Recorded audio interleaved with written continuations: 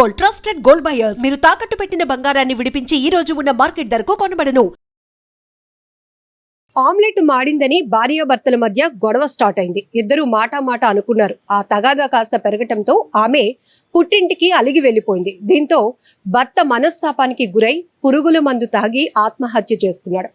పార్వతీపురం మన్యం జిల్లా రామభద్రాపురంలోని మిట్టి వలసలో ఈ ఘటన చోటు చేసుకుంది. ఒక్కటే ఏంటంటే చాలా వింతగాను, వినటానికి ఆశ్చర్యంగాను, ఆ పిల్లలను చూస్తే చాలా బాధగాను అనిపిస్తోంది. అసలు చిన్న చిన్న గొడవలకి ఇంతగా ఎందుకు ఆలోచిస్తున్నారు, ఇంత ఎందుకు అగ్రెసివ్గా వెళ్తున్నారు, ఇంత కఠినమైన నిర్ణయాలు ఎందుకు తీసుకుంటున్నారు? ఇక్కడ పెద్ద గొడవలు కూడా కాదు, జస్ట్ ఆమ్లెట్ మాడింది, ఆయన వచ్చి అడిగినా లేకపోతే కారణం ఎవరు కూడా భార్య మంచిగా టేస్టీగా ఫుడ్ పెట్టాలనే భర్తకు అనుకుంటూ ఉంటుంది. కావాలని ఎవరు మార్చరు. ఒకవేళ ఫోన్ రావచ్చు, ఏదో మాటల్లో కావచ్చు, ఇంకేదైనా పనిలో పడి ఉండొచ్చు. సో ఇవి కూడా అర్థం చేసుకునే కారణాలే, మరి అంత అర్థం చేసుకోలేనంత కారణాలు కూడా కాదు. కానీ ఆ ఆమ్లెట్ కోసం ఇద్దరు గొడవ పడ్డారు. అక్కడితో ఆమె అలిగి వెళ్ళిపోవటం, ఇతను ఆత్మహత్య చేసుకోవటం.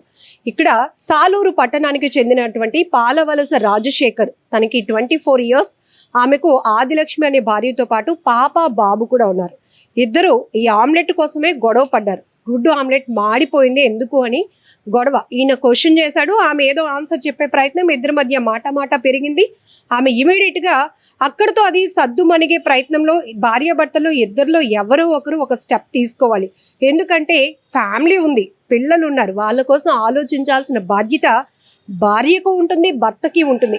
అసలు మనం గొడవ పడుతున్నది ఆమ్లెట్ కోసం అని ఆలోచన ఆగితే వస్తే కనుక అక్కడితోనే వాళ్ళు ఆగిపోతారు. కానీ ఎంత తెగిస్తున్నారు, ఎంత ఆలోచన, ఎంత అంటే కోపాన్ని ఎలా పెంచుకుంటున్నారంటే నువ్వెంత నేనెంత అంటూ మాట పెరుగుతుంది. అది కాస్త గొడవకు దారి తీస్తోంది. అక్కడితో నాకు నా ఫ్యామిలీ ఉంది, నీకేనేంటి నాకు ఉంది అనుకుని వీళ్ళు అనుకుంటున్నారు. మరి పిల్లల పరిస్థితి ఏంటి? ఇక్కడ రాజశేఖర్, ఆదిలక్ష్మికి పాప బాబు ఉన్నారు. కనీసం పిల్లల కోసమైనా ఆలోచించి మన కుటుంబాన్ని హ్యాపీగా లీడ్ చేసుకోవాలి, ఉన్నంతలో హ్యాపీగా బతకాలి అనే ఆలోచన లేకుండా ఒక గుడ్ ఆమ్లెట్ కోసం వాళ్ళు గొడవ పట్టడం. ఇతనేమో భార్య అలిగి వెళ్ళిపోయింది పుట్టింటికి అని చెప్పేసి మనస్తాపానికి చెంది అదే రామభద్రాపురంలోని మిత్తి వలసకు వచ్చి అక్కడ పురుగుల మందు తాగి ఆత్మహత్య చేసుకున్నాడు. ఈ విషయాన్ని స్నేహితులకు కూడా కాల్ చేసి చెప్పాడు. ఇతను సబ్బవరంలోని వెదురు సంబంధించినటువంటి వర్క్స్ చేస్తూ ఉంటాడు. అలానే ప్రైవేట్ వర్క్స్గా మందుగుండు సామాగ్రిలో కూడా పనిచేస్తూ ఉంటాడట.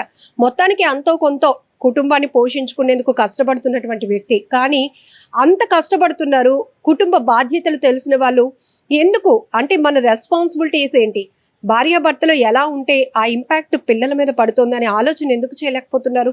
ఇదొక్కటే కాదు, ఇక్కడ మన్యం జిల్లాలో రామభద్రాపురంలో జరిగినటువంటి ఈ ఘటనే కాదు, ఈ మధ్య కొన్ని నేర ఘటనలు చూస్తే ఆత్మహత్యలు, హత్యలు, కొన్ని చోట్ల పగ, ప్రతీకారం ఇవన్నీ పక్కన పెడితే చిన్న కారణాలతో అడిగిన మాంసం కూర వండలేదని, చికెన్ కర్రీ వండలేదని తల్లిని చంపేయటము, లేకపోతే సెల్ ఫోన్ కొనివ్వలేదని ఆత్మహత్య చేసుకోవడము, లేకపోతే మంచి ర్యాంక్ రాలేదనో, నాన్న బర్త్డేకి మాట ఇచ్చాడు బైక్ కొంటానని ఆ మాట తప్పాడు అందుకే నేను చనిపోతున్నాను. ఏంటి ఇంత దారుణమైన ఆలోచనలు ఇవన్నీ కూడా? అసలు లైఫ్ పైన ఒక ఆలోచన, ఒక అగ్రెసివ్ స్టెప్ వేయాలి అనుకున్న వాళ్ళు చిన్న విషయాలను అసలు పట్టించుకోరు. కానీ ఇక్కడ భార్యాభర్తల మధ్య ఈ మధ్య కాలంలో జరుగుతున్నటువంటి చిన్న తగాదాలు ఎవరో ఒకరిని చంపేయటానికో లేకపోతే వారు తనువు చాలించటానికో ప్రాణాలు తీసుకునే వరకు దారి తీస్తున్నాయంటే కుటుంబ వ్యవస్థలు ఏమైపోతాయి ఒకసారి మనం ఆలోచించాల్సిన పరిస్థితి. ఇక్కడ ఆమె అలిగి వెళ్ళిపోయింది, భర్త తిట్టాడని, అలాగే గొడవ పడ్డాను, తను అలిగి భార్య పుట్టింటికి వెళ్ళిపోయిందని. మరి ఇద్దరు పిల్లలు పాప బాబు పరిస్థితి ఏంటి? చూసే వాళ్ళకైనా కూడా ఒక రీజన్, ఒక కారణం అంటూ ఉండాలి కదా. ఒక ప్రాణం పోయింది అంటే ప్రాణం ఎంతో విలువైనది. అసలు దానికోసం లక్షలు ఖర్చు పెడుతున్న వాళ్ళు, ప్రాణాలతో పోరాడుతున్న వాళ్ళని మనం చాలా మందిని చూస్తాం. కానీ ఇంత ఈజీగా చిన్న కారణాలతో ఆత్మహత్యలు చేసుకోవాలి అనుకునేటటువంటి ఆలోచన చాలా బాధాకరమైన విషయం. ఇక్కడ పోలీసులు కూడా అదే చెప్తా ఉన్నారు. మీకు ఎలాంటి సమస్య ఉంటే కనుక కూర్చొని మాట్లాడుకుని దాన్ని సాల్వ్ చేసుకునే పరిస్థితులకు వెళ్ళండి, అంతేగాని అగ్రెసివ్గా వెళ్ళిపోయి ఆలోచనలు కఠినంగా తీసుకొని కుటుంబాలు ఏమైపోతాయి అని కనీస ఆలోచన కూడా లేకుండా ఇలా ఆత్మహత్యలు చేసుకోవడం, హత్యలు చేయటం అనేది చాలా చాలా దారుణాతి దారుణం. ఈ ఘటన ఇప్పుడు ఈ మధ్య సోషల్ మీడియాలో ఎక్కడ ఏం జరుగుతున్నా కూడా ఇమ్మీడియట్గా క్షణాల్లో వైరల్ అయిపోతుంది. ఎక్కువ శాతం నేరాలకు సంబంధించినటువంటి కారణాలు చూస్తే గనక ఆత్మహత్యలకు కానీ హత్యలు కానీ చిన్న చిన్న తగాదాలే. మొన్న ఇదే మన్యం జిల్లాలో మా అమ్మాయి వెంట పడొద్దు అని అన్నందుకు ఆ కుటుంబ సభ్యుల మీద ఆ వ్యక్తి పగ పెంచుకున్నాడు. ఆ యువతి అంటే ఎవరైతే ఈ అబ్బాయి ప్రేమిస్తున్నటువంటి యువతికి బావ వరసైనటువంటి వ్యక్తిని కత్తితో పొడిచి అతను దారుణంగా చంపేశాడు. ఇలా హత్యలు చేసేసి వాళ్ళని చంపేసిన తర్వాత వీళ్ళు ఏమైనా సొసైటీలో బాగా తిరగగలుగుతారా?